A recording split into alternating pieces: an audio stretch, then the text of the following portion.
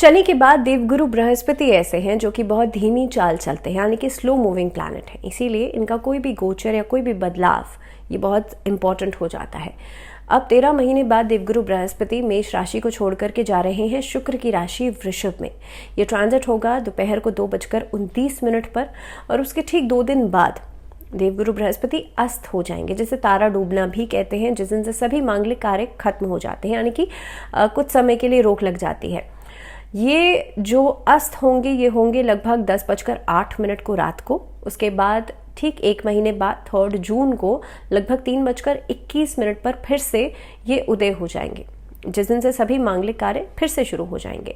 उसके बाद 9 अक्टूबर 2024 को देवगुरु बृहस्पति वक्री हो जाएंगे, रेट्रोग्रेड हो जाएंगे वृषभ राशि में ही, और 2025 में 4 फरवरी को लगभग 1:46 दोपहर को फिर से डायरेक्ट हो जाएंगे।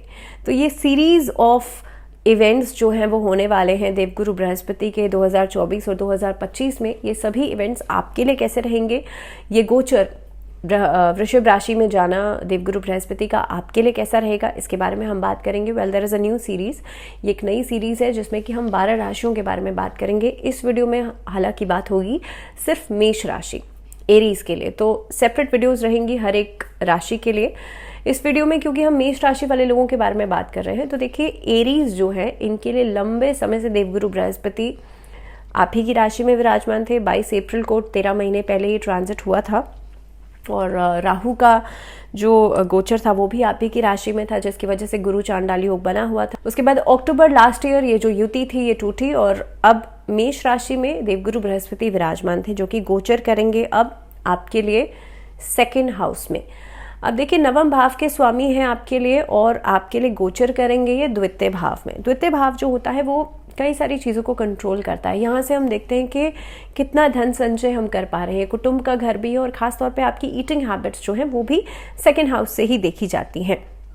देवगुरु बृहस्पति जब आप लोगों के लिए 2nd हाउस में जाएंगे, और ख़ास तौर पे क्योंकि भाग्य के स्वामी है द्वितीय भाव में जाएंगे, तो आपके भाग्य को प्रबल करेंगे। दूसरी बात, अब क्योंकि आपके लिए देखिए दूसरे भाव में गोचर कर रहे हैं, तो लाभ आपको देंगे ही देंगे।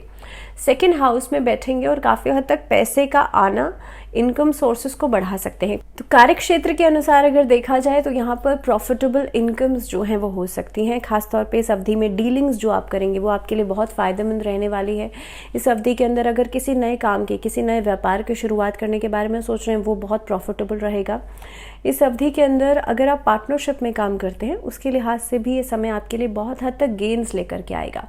ओवरसीज काम में फ़ायदा हो सकता है, लेकिन क्योंकि देखिए 2nd हाउस में बैठ करके आपके 6th हाउस, आपके 8th हाउस और आपके 10th हाउस पर दृष्टि पड़ रही है देवगुरु बृहस्पति। क्योंकि 10th हाउस पर दृष्टि पड़ रही है तो कार्यक्षेत्र के लिहाज से आपके इनकम सोर्सेज में तो बढ़ोतरी करेंगे ही करेंगे, लेकिन पैसे का जो जमा पूंजी है आपकी वो भी बढ़ती हुई नज़र आती है। यहाँ से कोर्ट कचहरी के मामले अगर चल रहे हैं, कोई किसी तरह का कोई डिस्प्यूट चल रहा है या आपके ऊपर कोई कोर्ट केस चल रहा है in terms of your work place, तो ये सभी स्थितियां जो हैं वो बेहतर हो सकती हैं। कोर्ट केस खत्म हो सकता है, आपके ऊपर जो भी डिस्प्यूट्स या वाद विवाद चल रहे हैं वो खत्म होते हुए नजर आते हैं।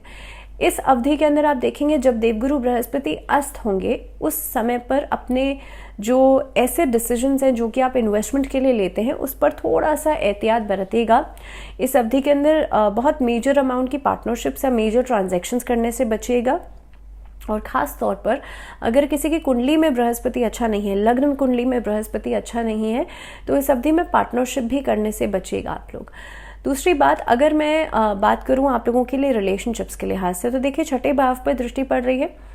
आपके जो सहकर्मी हैं और ख़ास तौर पे आपके जो कॉम्पिटिटर्स हैं, क्योंकि रोग, ऋण और शत्रु का भाव है 6ठा भाव, अब यहाँ से आपके जितने कॉम्पिटिटर्स हैं वो समाप्त हो सकते हैं। इस अवधि में आपकी जो जीत है किसी भी तरीके की प्रतियोगिता में, कंपटीशन में आप हिस्सा ले रहे हैं, और maybe if you are in competition, अगर आप वर्क प्लेस पर हैं तो काफ़ी हद तक वो कॉम्पिटिटर्स जो हैं वो साइड लाइन हो सकते हैं।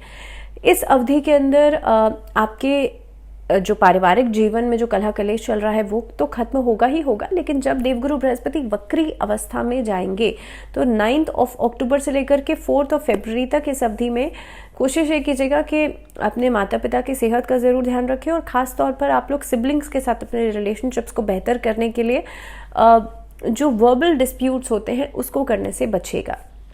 इस समय के अंदर अगर मैं बात करूं यहाँ पर हेल्थ की, तो सेहत के लिहाज से सेहत पहले से बेहतर होगी, लेकिन जब अस्त होंगे Brihaspati, so for a month जो डायबिटीज़ से जुड़े हुए इश्यूज़ हैं या ईटिंग हैबिट्स आपकी हैं उस पर कंट्रोल कीजिएगा। बहुत ज़्यादा बाहर का खाना, जंक फूड, ये अवॉइड कीजिएगा। देवगुरु बृहस्पति की दृष्टि अष्टम भाव पर भी पड़ रही है, तो जो यहाँ पर ब्लॉक्ड मनी है, ब्लॉक्ड पैसा है, वो निकलता हुआ नज़र आता है।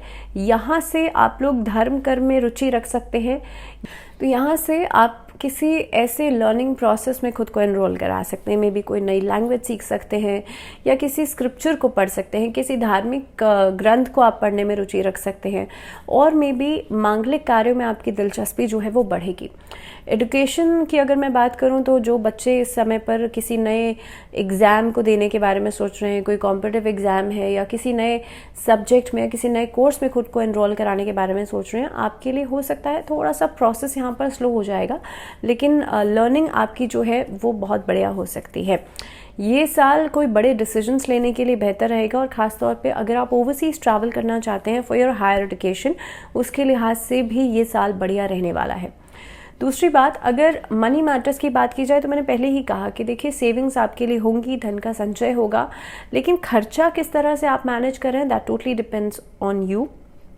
इस अवधि के अंदर कहीं ना कहीं पे थोड़े से डिस्ट्रैक्टेड डिसीजंस आपको परेशान कर सकते हैं, और ख़ास तौर पे दूसरों का इन्फ्लुएंस कहीं ना कहीं पे आपके लिए परेशानी का कारण बन सकता है। सो बेहतर यही होगा if you are in a partnership और you are doing some work with other person, तो ऐसे केस के अंदर आप दूसरों के बातों के इन्फ्लुएंस में आकर के कोई कार्य करने से बचेगा। इसके अलावा अगर इस साल के अंदर ख़ास तौर पे स्वास्थ्य के दृष्टिकोण से बात की जाए तो पहले से बेहतर हो रही है चीज़ें, लेकिन डायबिटीज़ या अगर मैं बात करूँ थायराइड या ऐसी कोई समस्या किसी के साथ है तो लोगों को अपना ज़्यादा ध्यान रखना चाहिए। सो इन ऑल देवगुरु बृहस्पति का ये ट्रांजिट, ये गोचर आप लोगों के लिए बेहतर रहेगा, लेकिन कहीं ना कहीं पे पहली बात तो आपको जो खर्चे हैं, आपके जो एक्सपेंसेस हैं, उसको कंट्रोल करना पड़ेगा। स्वास्थ्य के दृष्टिकोण से अपना जो ध्यान है कोशिश कीजिएगा तब रखिएगा जब देवगुरु बृहस्पति वक्री होंगे या अस्त होंगे। दूसरी बात, इस साल के अंदर जो अविवाहित लोग हैं उनके लिए विवाह का योग भी बनता हुआ नज़र आता है, पर ये विवाह का योग आपके लिए अक्टूबर ऑनवर्ड्स बन रहा है।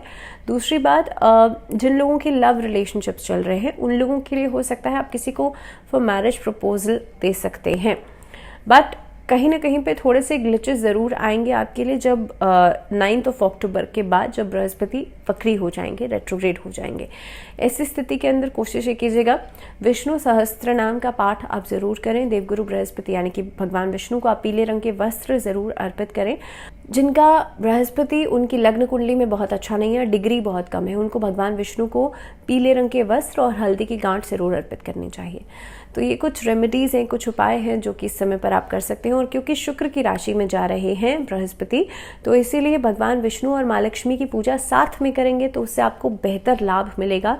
क्योंकि देखिए भगवान विष्णु को क्योंकि पालनहार कहा जाता है और वहीं पर माँ लक्ष्मी जो है वो धन की देवी है, तो इसीलिए आप चाहते हैं आपके घर में सुख समृद्धि दोनों हो, पैसा भी हो, तो उसके लिए भगवान विष्णु और माँ लक्ष्मी की संयुक्त रूप से पूजा ज़रूर कीजिएगा। इसी के साथ इस वीडियो में इतना ही। फिलहाल मुझे दीजिए इजाज़त। अगले वीडियो में हम बात करेंगे वृषभ राशि यानी कि टॉरंस के लिए।